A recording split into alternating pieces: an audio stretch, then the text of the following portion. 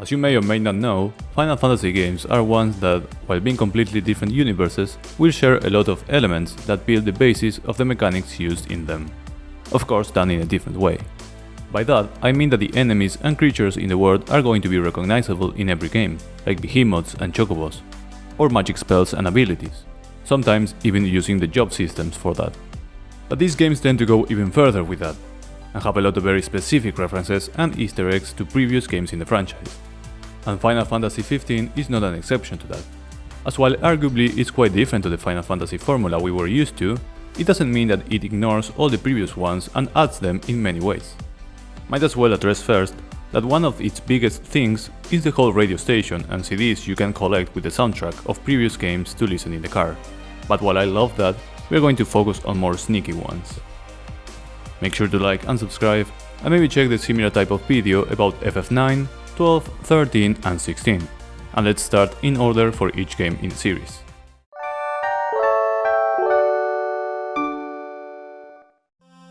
Starting with Final Fantasy I feels right, because this is the loading screen of 15 when you start the game.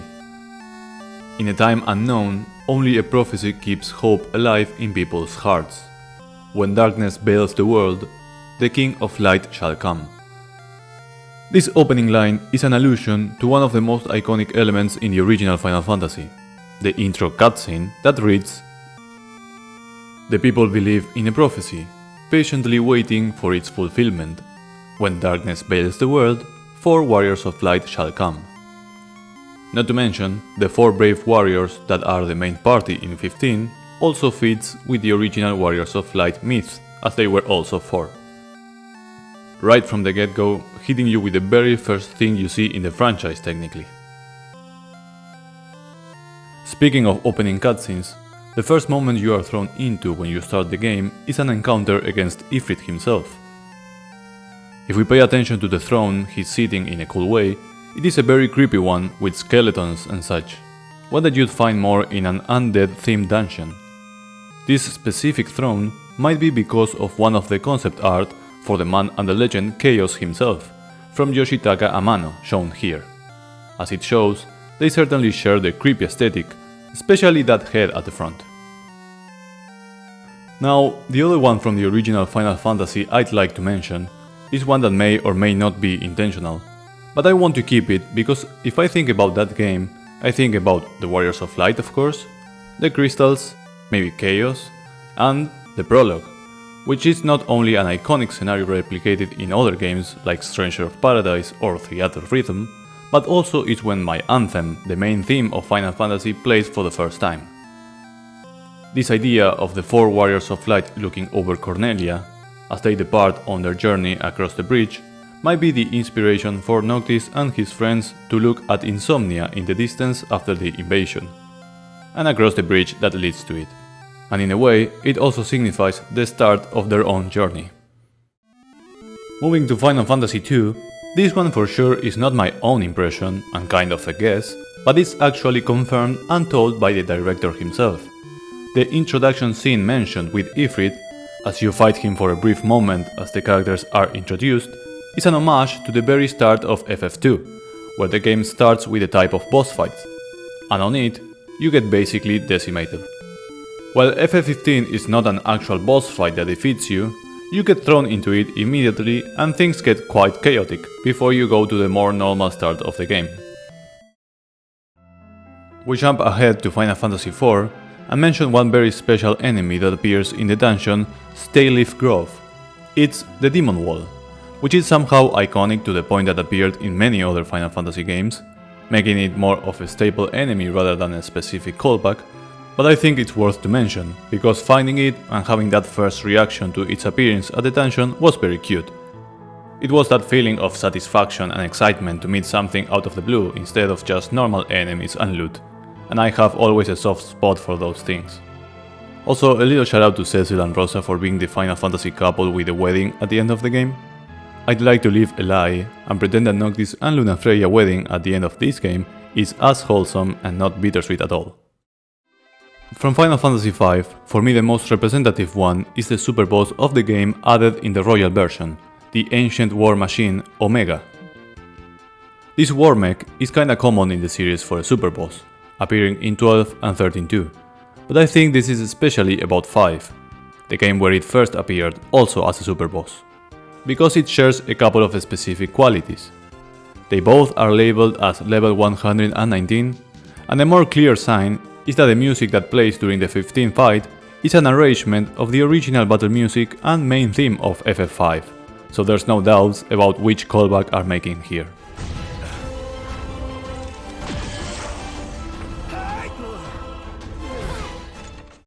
One could say that Gilgamesh appearing at the Gladio DLC and having a remix of its track Battle at the Big Bridge also counts for Final Fantasy V, as similarly to Omega, it appeared there first.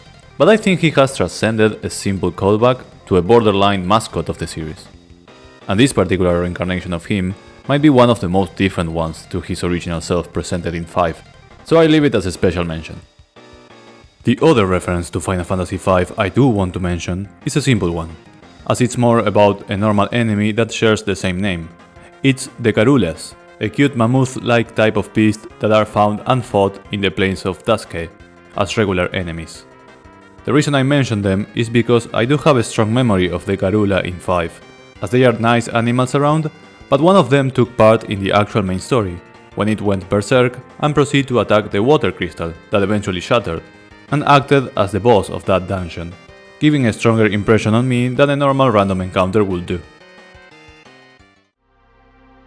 Final Fantasy VI is quite inspirational for many reasons. I think one of its biggest influences is that it sets the trend for any antagonistic Empire forces, and that's the case for FF15, where the Empire of Niflheim employs the use of magic technology, more commonly through the deploys of Magitek soldier troopers, but also their use of Magitek armor, cyber suits that in this game are bipedal robots and part of the forces you have to fight. This is of course based on the Magitek from the Gestalian Empire of Final Fantasy VI, man-made magic technology harvested from the captive Espers, and more iconic is the presentation of the Magitek armor, from Terra's main artwork to the opening sequence and the many fights with or against them, which was also included in Final Fantasy XIV Empire in a more faithful way, and it looks quite pretty. In Final Fantasy XV, Magitek is an ancient civilization technology that the Empire tries to replicate, and during those times, the war that ended such civilization, known as the War of the Astrals, shares the same Japanese name as the War of the Magi in Final Fantasy VI. A war that also happened a millennium ago that ended up with the exile of the Espers and the lack of magic in the world. Both games reach a certain point in the story where a big event causes the world to be enveloped in a catastrophic state, enough to be considered in some way the end of the world, which also causes a time skip to happen. In Final Fantasy VI, Kefka causes the cataclysm by destroying the balance that the world had from the gods of magic, the Warring Triad. This would cause the world's main continent to shatter into different islands, and the release of many ancient monsters which would wreak havoc. This new present will be known as the World of Ruin. In Final Fantasy XV, especially after the death of the Oracle, daylight starts to gradually disappear from the world, allowing more demons to show up during the longer nights. And after the protagonist Noctis is sealed inside the crystal for 10 years, sunlight will permanently disappear from the world, leading to the eventual extinction of all life on the planet, as only demons can exist in such world. And this eternal state of darkness will be known as the Long Night. While different from each other, as the concept of the end of the world mid-game is more common than not, funny enough, when Noctis wake up, the first main quest of this chapter will be called World of Ruin, and that's where the specific FF6 reference comes from. On that note, you could also say that both Ardyn and Kefka fill similar roles in their games. They are not the main emperors, but rather they are the great instigators that facilitate the Magitek weapons and demons to them, and also will be the ones to dispose of their emperors themselves to proceed with their plans and cause their respective end of the world. Not to mention, Noctis called Ardyn a jester, so that's kinda cute. Also a little side note, Biggs and Wedge makes an appearance here as Aranea Highwind's subordinates. I know these names started as Star Wars Easter eggs and appeared in many games, but as they debuted in Final Fantasy VI, might as well give them a shoutout. The first thing to address when it's about Final Fantasy VII and the references from that game is to mention the name of the empire Niflheim, as one of the most important towns in FF7 is Nibelheim, but of course that's also because they are both based on the same word from Norse mythology, so I would consider it more of that than an easter egg. Instead, for me the big reference from 7 is once the empire invades the city of Insomnia. Part of their weaponry includes the iconic diamond weapon, a colossal Magitek monster based on the boss of the same name and sharing the same kaiju feeling of towering over the rest, but ironically with origins completely opposite. In the world of FF7, the weapons are the planet's defense mechanism, deployed to destroy those who would harm its ecosystem. In 15, it was a man-made creation, with the power of Magitek and demons. This iconic weapon never looked better before, and is probably a taste of what's to come. Through the game there also will be a ton of names that originate from 7, mostly when it's about weapons. Gladio's great swords will be named after many of Cloud's weapons, like the Hard Edge or Force Stealer, but also Prompto's guns will have some names from Vincent, like Death Penalty or even Cerberus. Or even a quest called Interrupted by Fireworks, same name of one of the songs in the game. But if I have to mention one more sequence that remind me of FF7 specifically, it has to be during the ending, where the 13 Lucian kings appeared in the final encounter to both join Noctis in his sacrifice and finish off Ardyn. These are the spirits of the former kings of Lucis that reside within the Ring of the Luci, passing their power and knowledge to the new king that inherits such. And to me, the design of the kings at that moment made me feel it was based on the Knights of the Round, an iconic summon that appeared only in that game of the series, and consists also of 13 medieval knights that take turns to attack the enemies. Or maybe more specifically 12 knights, and the final one is King Arthur, as they are based on that Arthurian legend of Britain. So both in designs, concept and quantity, this might have been a specific reference to either the summon or the actual legend. On the topic of scenes that give me FF7 vibes, I'm sure one could say that Lunafreya's death shares similarities with Aerith's. And while I understand that connection, I think it's because there was more of an idea to replicate those types of feelings in the player than an actual reference itself, but might as well mention it. Final Fantasy VIII introduced the Guardian Forces as their summons, and one of the first ones to be introduced is also an original one exclusive to that game, the summon that represented the element of lightning replacing Ramuh, Quetzalcoatl, a green bird-like being with the ability to cast a thunderstorm. This has been its only instance as a summon, as usually Ramuh takes that role, with some exceptions like Ixion in Final Fantasy X. In Final Fantasy XV, at the end of the dungeon Stayleaf Grove, we'll meet with Quetzalcoatl once again, but this time as the boss of this place and main quest party of 3. And we'll share some of the main characteristics that make it have some resemblance with the Guardian Force. First of all, this is a flying monster that resembles a bird too, although with more draconic details and designs, as it feels more of a divine beast. And the other main trait of it is that makes use of lightning elemental attacks, capable of inflicting shock status. A variant of this boss, that can be fought as a side quest later in the game, called Mictlantecihuatl, has a closer color palette to the original GF, having more green tones than the blue ones from the Quetzalcoatl. It's important to know that Quetzalcoatl is based on the Mesoamerican mythology, where it's depicted as a feathered serpent, but the lightning aspects given to it I think it's exclusive from these games. Which, by the way, one of the small snippets of Final Fantasy VII Rebirth shows a hunt mission where we fight a Quetzalcoatl, so we are going to see it again in a similar fashion, so that's cool to check out. Must pay attention to its elemental affinity. And with this boss, other couple of more normal enemies made their comeback in 15 that debuted in 8, such as the Mesmenir or the Anacondar, and of course many other names like the Lionheart gun for Prompto, being very linked to Squall's gunblade, etc. One of the random side quests you can get in Final Fantasy XV on one of the early areas of the game, the region of Duske, that is silly enough for it to be included in the first demo available, involves the objective of catching some frogs in the wild, in those swampy areas. This side mission is based on the minigame from Final Fantasy IX, that involves the character Kina. Once you are able to visit the Ku Marsh, and after meeting this character, every time you reach a specific screen filled with frogs, you'll have the possibility to control Kina, catch many frogs, and get rewarded with more items as you accumulatively collect them, as apparently it's their favorite type of meal, although that's hard to say considering that they like to eat mostly everything that moves. The reason we know these two minigames are linked is that the description of the mission in the demo says, "Frog from fond childhood memories, never caught more than 9", which can be both a way to say that the childhood memories are those time playing the older game, and that the number 9 was carefully selected to make the connection bigger. Other references to Final Fantasy IX that we can find include some name references, like one quest being called A Place to Call Home, which is a huge theme in that game, or how the name for achieving Hunter rank 10 is Alleyway Jack.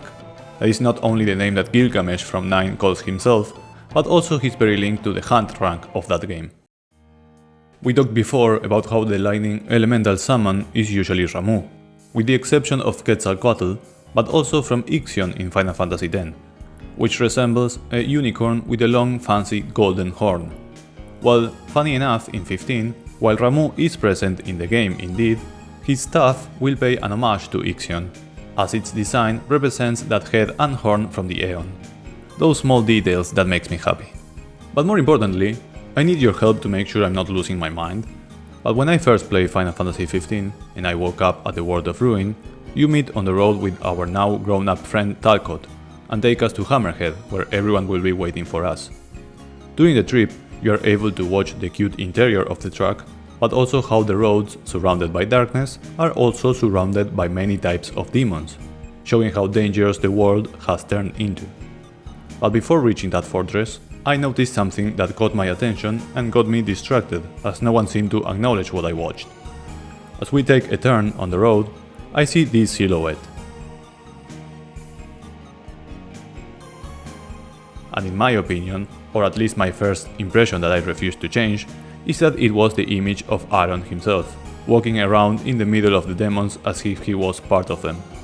Auron, of course, one of the main characters of FF10, who wears a traditional red haori, closed with a strap and 2 brown belts wrapped around it, similar to the samurai or bushidos you may encounter generally. I didn't have a way to confirm this, as you can't stop the ride or explore the dark roads later in the game, so I will stay with the doubt if that was indeed Auron, but I'd like to pretend I'm right because that'd be cool. Final Fantasy XII has a small but cute reference included in 15. You may know that in the world of Ivalice, the Moogles look slightly different to what maybe we are used to, and there are 6 in particular that are relevant and appear in different games from the sub-series, but 12 is the one to feature them all. The most known one is Mont Blanc, leader of the clan, that will give you access to many hunts in the game. There's also Sorbet, Horn, and Hardy, working at the Moogling station in Rabanastre. Nono, who's usually related to airships, and you can see him even working for Balthier's airship, the Stroll, and Gerdy, who is in charge of the Chocobos ranches in the city.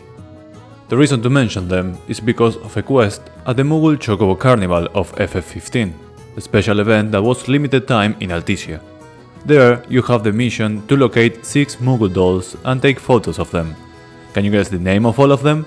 They are indeed Mont Blanc, Sorbet, Horny, Nono, Hardy, and Gerdy. The world of Final Fantasy XIII and XV are weirdly connected, because it's not in-game, but mostly in the real world, with the whole thing with Versus 13, and that eventually changed and turned into 15, etc. So maybe in the production, some of the assets used can be the same because of that, instead of being explicitly made to be an Easter egg. For example, how the cards used by the bros when playing around in the havens or the hotel rooms are the same ones from the 13-2 casino-like place Serendipity. They are modified poker cards, with different designs to include the lore of Fabula Nova Crystallis instead, like the goddess Etro or the Lucy Brands, for example. But one moment that for sure gave me a lot of flashbacks to Final Fantasy XIII is the boss fight against Ravus Nox Floret and his fate in general, where as he attempts to resist and confront the Emperor, he is manipulated and killed by Ardyn, who slices his arm off and left his body along the letters he wrote. After finding his body and proceeding to make it to the end of the dungeon, we meet Ravus' body as he was revived as a demon to battle Noctis and his allies. With what little remains of his humanity, Ravus begs for Noctis to kill him. This way of having his body ravaged and being turned partially into a mindless monster is very similar to Snow in Lightning Returns first, and for me even closer to Cid Raines in 13, although in a more voluntary way, as he attempts to resist and defy the fate given to him by the Fal'Cie, and turn his body partially into the monster's Seath, having a boss fight against him. After the fight, he turns into a crystal as he finishes his focus by defying the fate given to him. But, similarly to Ravus, he will become a puppet by the antagonist of the game later on, so both characters can't catch a break in their respective games. Also voiced by the same actor in Japanese, the GOAT Yuichi Nakamura, who also voices Dion in FF16, so you could guess how good his fate was in that game also. This also may have to do with the idea of 15 being created after Versus 13, so the concept of demons taking control of your body or turn into one might be similar to the one of Lucy turning into a Seath eventually. The Japanese term for both games is Jigai after all. Besides that, there's also some more specific but smaller references, like Lightning's weapon, the Blazefire Saber, being available for Noctis, or small lines like Blinded by Light and Dust to Dust being quest names. When it's about Final Fantasy XIV in Final Fantasy XV, I think the obvious thought goes to the collaboration in 15 that involves a fight against the boss fight Garuda, who can become the only extra astral to summon in the game as reward, which I think is pretty neat and wouldn't mind to see intra-collaborations like this again, either in 16 or Rebirth, but I guess that's less of an easter egg and more of a special event. What I think it's cool to show instead is the way Noctis defeats Ardyn at the very end of the game in this celestial or crystal plane of existence, where the spirits of all the previous kings support him and are sent flying towards Ardyn to finally and fully defeat him.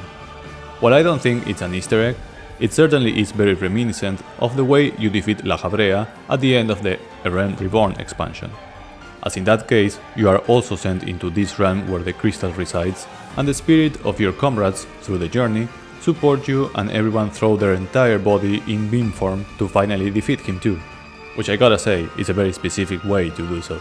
That's why I mentioned them. And with that, let me talk about one last topic in the easter egg and references department, and it's the Insomnia business signs around.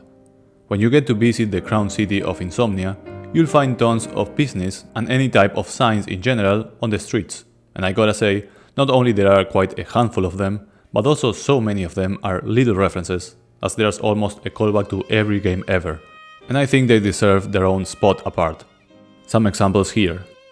Spira, or the Spira Bank, the word from Final Fantasy X, Bevel signs, the big city in Final Fantasy X, Windhill vending machines, the town in Final Fantasy VIII, Lindsay signs, the god in the Fabula Nova Crystallis myth, so mostly Final Fantasy XIII, Nanaki signs, the real name of Red 13 in Final Fantasy VII, Moritz Cafe sign, the character from Final Fantasy IX, Medicine Kadowaki, from the Final Fantasy VIII character Dr. Kadowaki, Karaoke Little Aiko, a party member from Final Fantasy IX, the 777X ATM, to reference Final Fantasy VIII boss X-ATM 092, and the YRP sign, to reference Yuripa, the trio from Final Fantasy X-2, with their respective colors. And that's about it. Final Fantasy XV may have established itself as one of the less traditional Final Fantasy games of the series according to what type of comparison or guidelines you are following, but that doesn't mean that it falls short on the referential and easter egg department that the series is known for from almost the start. In fact, if we consider those small tiny ones, like the use of names and signs, then it surely has the most, so I think it's nice to highlight them. Thank you very much for watching, enjoy some Final Fantasy, and I'll see you later. Love you!